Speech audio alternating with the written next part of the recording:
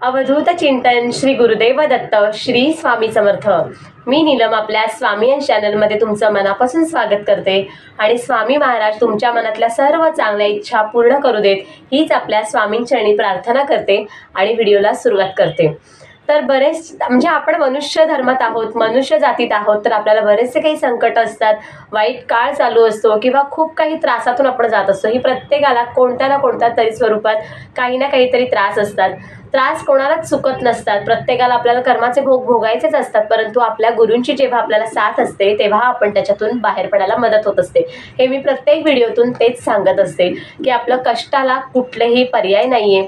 कष्ट तर आपल्याला करायचेच आहे, कोणी आणून तर पैसा देणार नाही, परंतु त्या कष्टांना आपल्या जर अध्यात्माची जोड असेल, आपल्या गुरूंची साथ असेल, स्वामींची साथ असेल, तर त्याच्यातून आपल्याला बाहेर पडायला किंवा त्याच्यातून मार्ग सापडायला मदत होत असते। तर आता मी मुख्य विषयाकडेच वळते।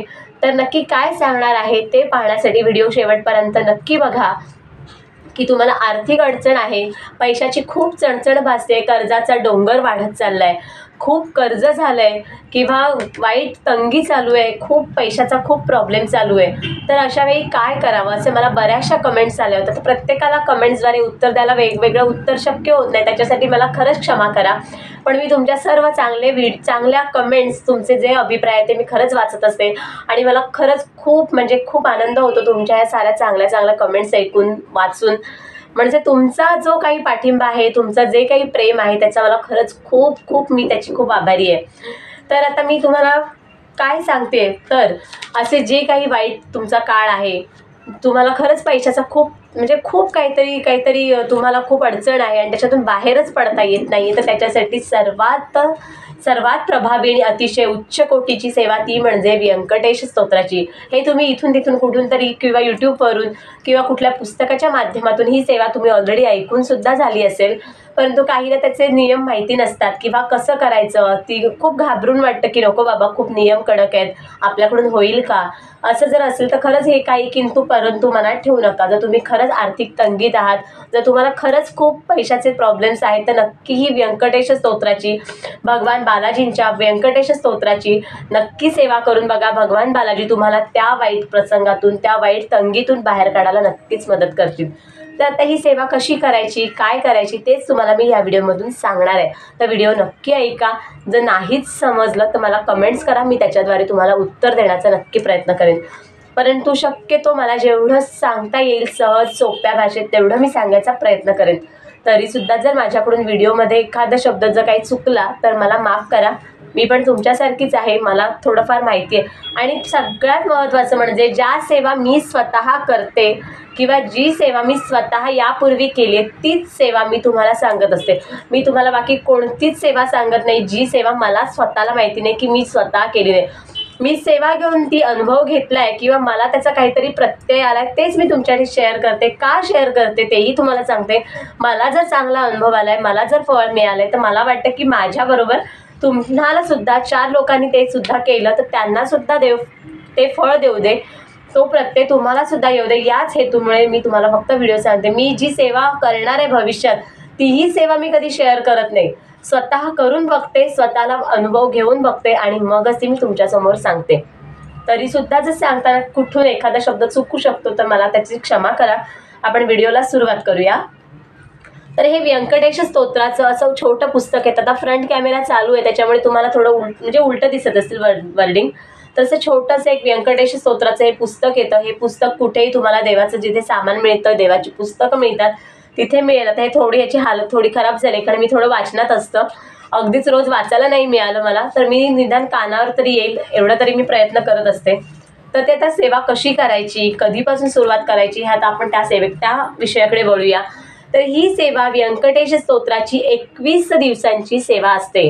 व्यंकटेश स्तोत्राची 21 दिवसाची सेवा असते। ती घरातील कोणीही सदस्य करू शकतो, मग ती स्त्री करू शकते, पुरुष करू शकतो, एखादी विधवा स्त्री करू शकते, मुलगा करू शकतो, कोणी मुलगी करू शकतो, अगदी वृद्ध माणूस कोणीही करू शकतो। ज्यांना आर्थिक तंगी आहे, ज्यांना आर्थिक संकटातून बाहेर पडायचे अशी मनापासून इच्छा असते आणि मनापासून सेवा करू शकतं असं ज्यांना ठाम विश्वास असतो, ती कोणीही व्यक्ती ही सेवा करू शकतं।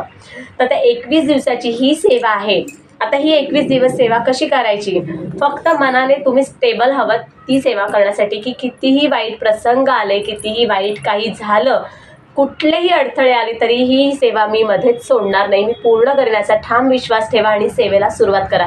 काही नियम अटी कठीण नाही आहेत किंवा कुठलं तरी मोठं काही नियम अजिबात नाही. आणि मुख्य म्हणजे घाबरून जायचं नाही. आपण कुठलीही सेवा केली जर अगदीच 100% पूर्ण करता येत नसेल त्यातल्या गोष्टी, तर आपण आपल्याकडून 90% तरी द्यायचं. देव बघतच असतो. देव कधीच म्हणत नाही अरे 10% तू चुकलायस, कुठेतरी तुझ्याकडून सेवा करायला चुकलायस. देव आपल्याला काहीच शिक्षा देत नाही. देव फक्त भक्तीचा भुकेला असतो. आता मी सुद्धा सेवा जेव्हा करते तेव्हा अगदीच 100% देते असं मलाही कळतं की कुठेतरी चुकते किंवा कुठेतरी मी सुद्धा कमी जास्तपणा करते त्याच्यात. परंतु जे काही करते मनापासून करते. जर 108 वेळा वाचायचं असेल तर मी 21 वेळा वाचते, पण मी ते मनापासून वाचते. तर तुम्ही सुद्धा अशा प्रकारे सेवा करायला सुरुवात करा. आता ही सेवा कुठल्या वाराला सुरुवात करायची याच्यावर काही बंधन नाही. तुम्ही सोमवारी, मंगळवारी, बुधवारी कोणत्याही वारी ही सेवा करू शकता. आता स्त्री जर तुम्ही सेवेला बसत असाल तर फक्त एकच तुम्हाला सांगेन, तुमची मासिक पाळी येऊन गेल्यानंतर 5 दिवस तुमचे पूर्ण झाल्यानंतर या सेवेला बसा. म्हणजे तुमची ही सेवा 21 दिवस पूर्ण होते. कारण कसं आहे ना, तुम्ही सेवेला बसलात, एक 7-8 दिवस गेले आणि जर तुमची पाळी आली तर ही सेवा तुम्हाला तिथेच सोडायची आहे. पाळीचे तुमचे 5 दिवस पूर्ण झाले की तुम्हाला पुन्हा पहिल्यापासून नव्याने ह्या सेवेला सुरुवात करायची आहे. तुमचे 7-8 दिवस झालेत, मग ती मध्ये राहिले आणि तुम्ही 9व्यापासून पुन्हा सुरुवात केली असं नाही चालत. आता सुवेर सुतक आलं तर आपल्या हातात नाहीये. तर अशा वेळी सुद्धा काय करायचं, जिथे तुमचे तर अगदी तुमचे 15-20 दिवस जरी झाले, एका दिवसासाठी जरी तुम्हाला काही प्रॉब्लेम आला, सुवेर सुतक विटाळ आला, तर ती सेवा तिथेच ठेवायची.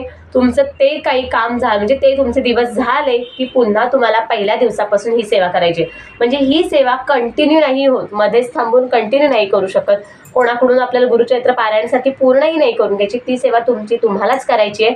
परंतु ते काळ तुमचे दिवस गेले की तुम्ही पुन्हा त्याची सुरुवात करू शकता.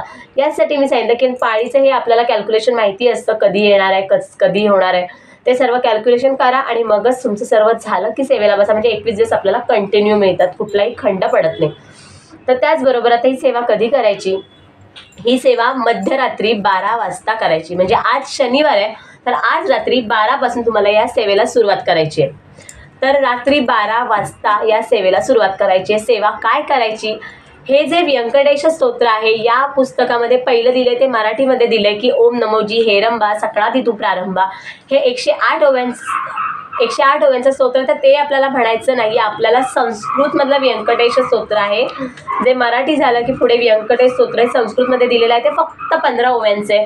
ते स्तोत्र तुम्हाला 21 वेळा म्हणायचे. 21 दिवस एका बैठकीत. एक मंडल म्हणजे काय, तर 21 वेळा आपल्याला एका बैठकीत हे स्तोत्र म्हणायचंय. मध्येच उठून जायचं नाहीये, मध्येच काय पाणी हवंय, तहान लागलीये, वॉशरूमला जायचं तर असं तुम्ही उठायचं नाही. 21 वेळा तुम्हाला एकाच बैठकीत हे पूर्ण करायचंय. एवढा फक्त हा नियम तुम्ही कडकडीत पाळा.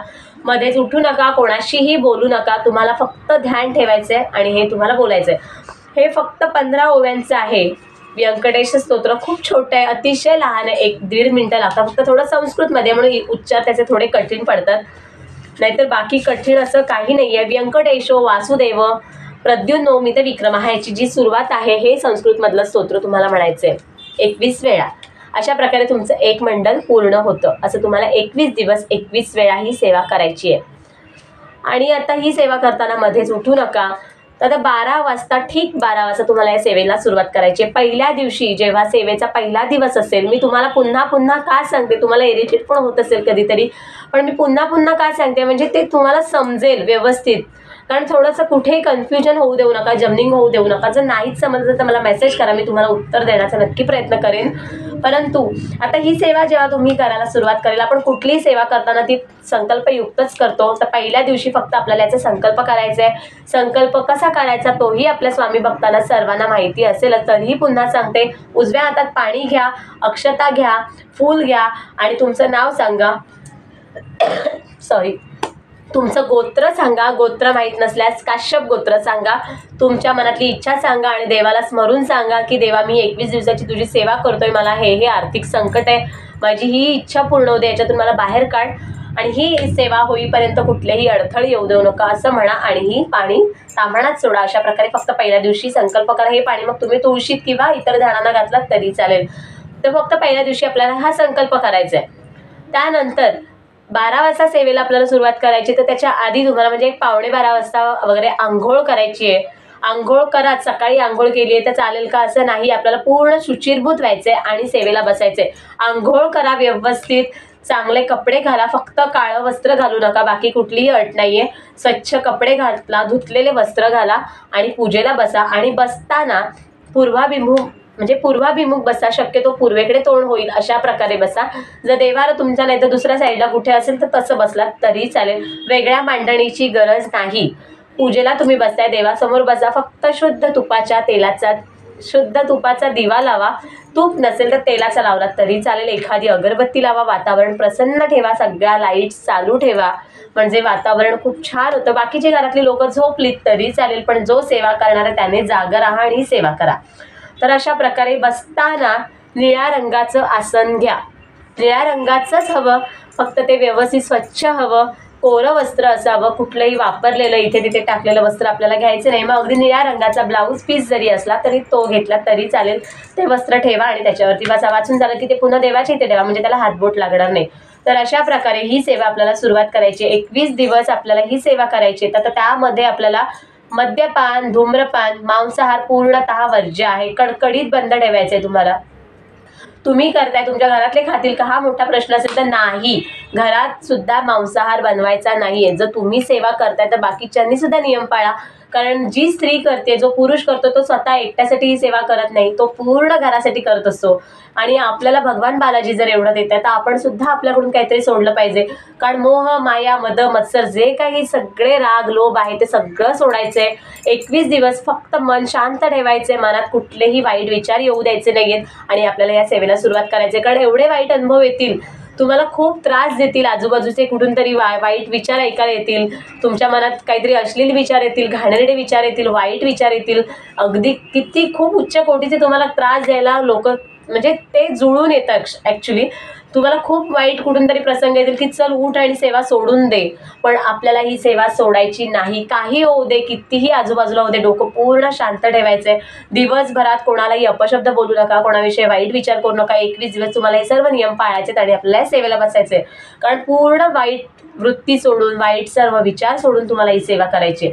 तुम्हाला खूप म्हणजे याच्यातून खूप असं तुम्हाला हलवायला बघेल की ही सेवा करू नको. खूप वाईट अनुभव सुद्धा येतात जेव्हा आपण सेवेला बसतो, तेव्हा जांभया येतात, झोप येते, असं वाटतं की अरे का वाचतोय मी 21 दिवस, एवढं कंटाळा आलाय, कधी पूर्ण होणार असं सुद्धा वाटतं. परंतु हे सर्व सोडायचंय. कोणी किती त्रास देऊ दे, किती वाईट अनुभव येते, तरी ही सेवा तुम्हाला सोडायची नाही.